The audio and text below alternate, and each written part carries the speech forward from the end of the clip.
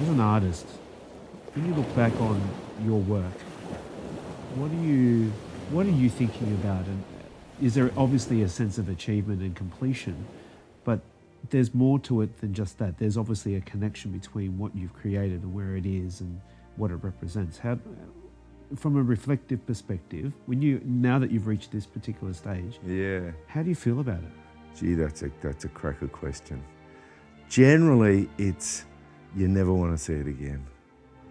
When you come back and see them, you just go, oh God. And if you're an actor, acting's the best thing to do because you get up on stage, you go la-di-da-di-da, and you walk off and no one knows what you did.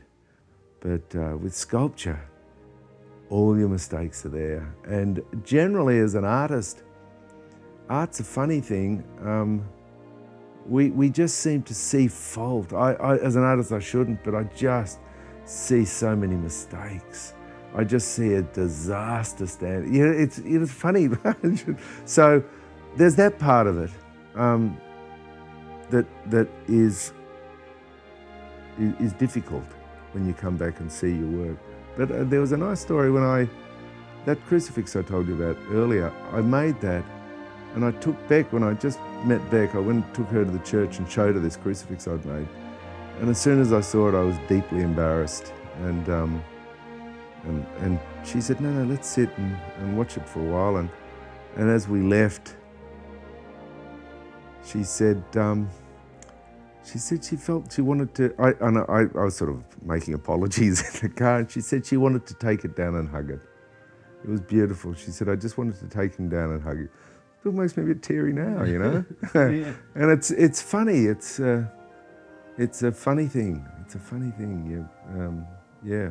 I mean, I'm fascinated by that in terms of only, some of the things I find in trying to reframe that question back to you is that how do you see past those faults to see, the beauty, the aesthetic of what you've created? How do you see through that? Yeah, that's a great question. That's the aim, isn't it? To be able to see through that. And that's the symbol bit. That's the symbol. Because all those faults are all the little bits going round and round in thing. And you've got to let it flip and flash. And then it reveals something that you didn't do. That's what it is. And if you can get that, and I think as the maker, you can. It's often hard to detach from all of those little bits you've been stirring together. You can't see that, but I think it's a really important. I'm really glad you're saying this, Tom, because you forget to do that at the end.